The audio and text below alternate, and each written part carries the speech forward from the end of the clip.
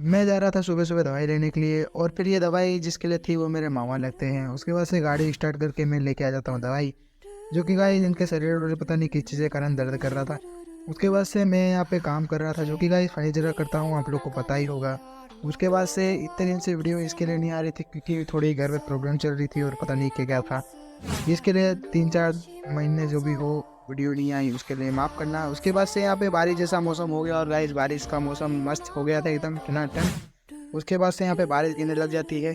और आज आपके यहाँ बारिश हुई कि नहीं हुई मुझे ज़रूर बताना। और गाइस मेरे औजार भी भीग चुके थे क्योंकि हम लोग अंदर काम कर रहे थे। Thanks for watching, bye.